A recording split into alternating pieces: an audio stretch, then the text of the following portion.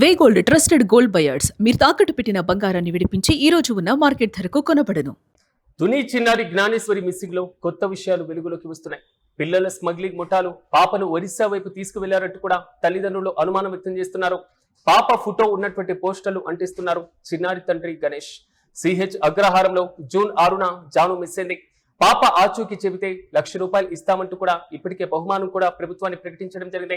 నెల రోజులు గడుస్తున్నా చిన్న క్లూ కూడా దొరక్కపోవడం పైన అనేక అనుమానాలు కలుగుతున్నాయి. గాలింపు చర్యలు ఇతర రాష్ట్రాలకు విస్తరిస్తున్నారు పోలీసులు. అయితే జాను జూన్ 6 నుంచి ఇప్పటి వరకు ఆల్మోస్ట్ నెల రోజులు గడిచిపోయినా ఇంకా జాను ఆచూకీ మాత్రం లభ్యం కాలేదు. కొండల్లో, గుట్టల్లో, చెరువుల్లో, కనీసం సమీపంలో ఉన్నటువంటి ఇతర గ్రామాల్లో వెతికినా ఇంకా జాను ఆచూకీ మాత్రం చిన్న క్లూ కూడా దొరకపోవడం పైన పోలీసులు కూడా తీవ్రమైనటువంటి ఆందోళన వ్యక్తం చేస్తున్నారు. ఇప్పటికే పాపకు సంబంధించినటువంటి పోస్టర్లను కూడా అంటించడం జరిగింది. ఆచూకీ తెలిపినటువంటి వారికి ₹1,00,000 బహుమానాన్ని కూడా ప్రభుత్వం ప్రకటించింది. 3 కీలకమైనటువంటి అంటే సబ్ డివిజన్ పోలీస్ ఆఫీసర్ తో పాటుగా సిఐ అదేవిధంగా ఎస్ఐ ఫోన్ నెంబర్లను కూడా ప్రజల ముందు అందుబాటులో ఉంచడం జరిగింది. పాప ఆచూకీ ఎక్కడుంది? ముందు పాపతో వెళ్ళినటువంటి కుక్క మళ్ళీ 3 రోజుల తర్వాత ఇంటికి తిరిగి రావడం, కుక్క శరీరం పైన గాయాలు ఉండడం, కొన్ని రోజుల తర్వాత కుక్క చనిపోవడం, పోస్ట్ మార్టం రిపోర్ట్ లో అనారోగ్యం కారణంగానే కుక్క చనిపోయిందంటూ కూడా రిపోర్ట్ వచ్చినటువంటి వైరం మనం చూసాం.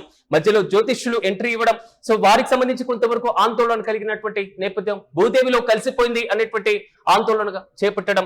ఈ మొత్తం అంశాలతో మాత్రం జాను తల్లిదండ్రులు తీవ్రమైనటువంటి ఆందోళనలోనే ఉన్నారు. రీసెంట్ గా పోలీసులు కూడా దర్యాప్తును మరి ముఖ్యంగా అక్కడ వెతికేటువంటి కార్యక్రమాన్ని కూడా క్లోజ్ చేసేశారు. ప్రధానంగా కిడ్నాప్ కోణంలోనే ఆ జాను ఆచూకీ కోసం చూస్తున్నటువంటి వైనం. తాజాగా వారి కుటుంబ సభ్యులు పిల్లల స్మగ్లింగ్ ముఠా ఏదైనా పాపను ఒరిస్సా వైపు తీసుకువెళ్లారా అనేటువంటి అనుమానానికి అయితే వ్యక్తం చేస్తున్నారు. ఇక ఇదే అంశంపై మరింత సమాచారం మా ప్రతినిధి సాయిరాం అందిస్తారు. సాయిరాం చెప్పండి, పిల్లల స్మగ్లింగ్ ముఠాలు జానును ఎత్తుకెళ్లాయా? ఇది వారి కుటుంబ సభ్యుల దగ్గర నుంచి వస్తున్నటువంటి అనుమానం. పూర్తి అప్డేట్స్ ఏంటి?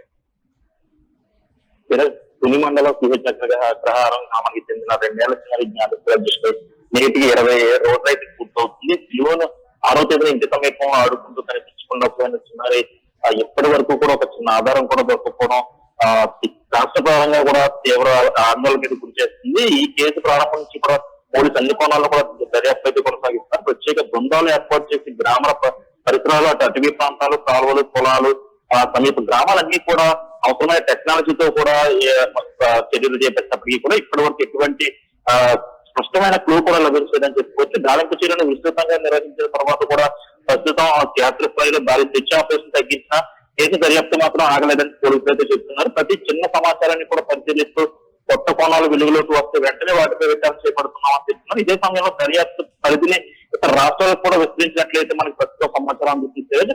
పిల్లలు ఎక్కడైనా ఎవరికైనా దొరికితే వేరే రాష్ట్రాలకైనా తరలించారా అన్న కోణంలో కూడా దర్యాప్తు అయితే కొనసాగిస్తారు. ఇక ఈ కేసులో తాజాగా మరో కొత్త అంశం వెలుగులోకి వచ్చింది ఏంటంటే జ్ఞానేశ్వరి పిల్లల స్మగ్లింగ్ ముఠాలు ఎవరైనా ఒరిస్సా వైపు తీసుకెళ్లి ఉండొచ్చనే అనుమానాన్ని అయితే అటు తల్లిదండ్రులు అయితే వ్యక్తం చేస్తున్నారు.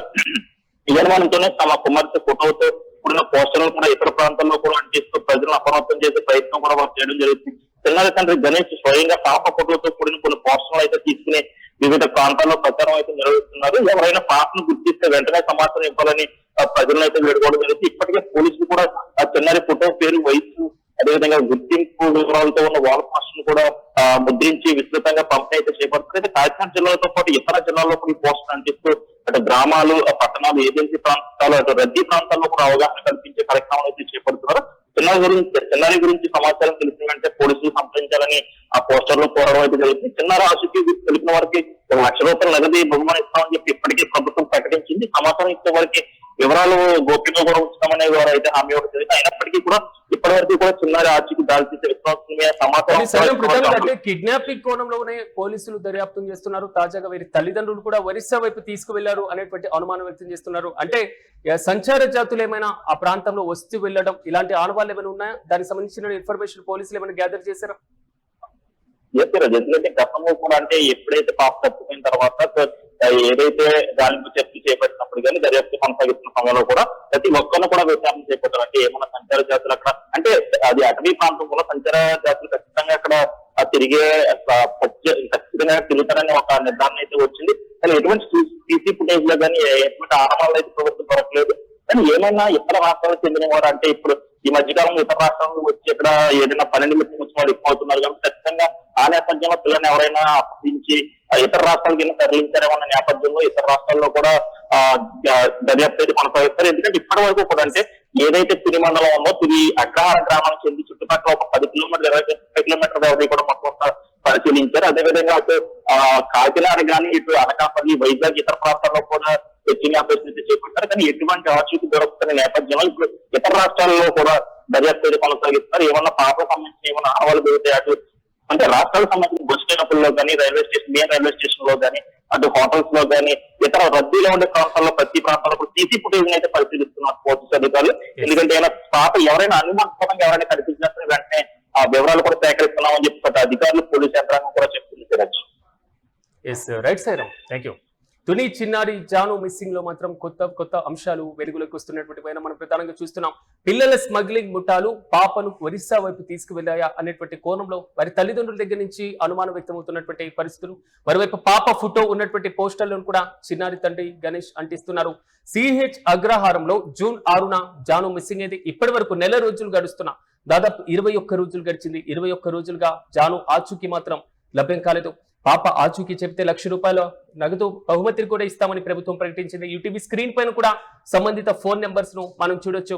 మరోసారి పాప ఆచూకీ ఎక్కడైనా దొరికినా పాపను గుర్తించిన వెంటనే ఈ నెంబర్లకు కాల్ చేయాలంటూ కూడా పోలీసులు తెలియజేశారు. ఒక్కసారి నేను నెంబర్లను మరోసారి చదివి వినిపించేటువంటి ప్రయత్నం చేస్తాను. 94407997 దీనికి సంబంధించినటువంటి మొదటి నెంబర్. అంటే ప్రధానంగా పాప ఆచూకీ లభ్యమైనటువంటి వారికి సుంకర జానుకి సంబంధించినటువంటి issue. Sub division police officer పెద్దాపురంకి 9440796508. సిఐ తుని రూరల్ సర్కిల్ లో ఉంటే 9440796531. SI Tuni rural police station అయితే 9440796573. ఈ నెంబర్లకు దయచేసి పాపను ఆచూకీ లభ్యమైన, పాపను గుర్తించిన, పాపని చూసిన, చిన్న పిల్లలు ఎక్కడైనా తప్పిపోయి కనిపిస్తూ అనుమానం వ్యక్తమైన వెంటనే ఈ నెంబర్లను సంప్రదించాల్సిందిగా పోలీసులు ఇప్పటికే విజ్ఞప్తి చేస్తున్నారు. ఆ గ్రామస్తులతో పాటుగా సమీప గ్రామస్తులు ఎంత వెతికినా జాను ఆచూకీ మాత్రం ఇప్పటి వరకు లభ్యం కాలేదు. ఇంకా గాలింపు చర్యలు చేపడుతూనే ఉన్నారు. పామాయిల్ తోటల దగ్గర నుంచి అటవీ ప్రాంతం మొత్తాన్ని జల్లెడ పట్టినా, ఎంత సాంకేతికతను యూజ్ చేసినా కేంద్ర బలగాలు ప్రధానంగా ఎన్డీఆర్ఎఫ్, ఎస్డీఆర్ఎఫ్ బృందాలు అక్కడ గాలింపు చర్యలు చేపట్టిన చిన్న క్లూ కూడా దొరకలేదు. మరి ముఖ్యంగా ఇప్పుడు తాజాగా పోలీసులు దర్యాప్తును క్లోజ్ చేసి కిడ్నాపింగ్ కోణంలో దర్యాప్తును ముమ్మరంగా సాగిస్తున్నటువంటి పైన మనం చూస్తున్నాం. చిన్న రోజుల్లో చిన్న క్లూ కూడా దొరకపోవడం పైన న్యాయస్థానం కూడా ఆగ్రహం వ్యక్తం చేసింది. మీరు చేసినటువంటి విచారణను క్రాస్ చెక్ చేసుకోవాలంటూ కూడా కీలకంగా ఆదేశాలు చేసినటువంటి వైనం కూడా మనం చూస్తున్నాం. గాలింపు చర్యలను కూడా ఇప్పుడు తాజాగా ఇతర రాష్ట్రాలకు పోలీసులు విస్తరిస్తున్నారు. ఒరిస్సా ప్రాంతం నుంచి ఈ ప్రాంతానికి వచ్చేటువంటి సంచార జాతులపైన ఫోకస్ పెట్టినట్లుగా తెలుస్తుంది.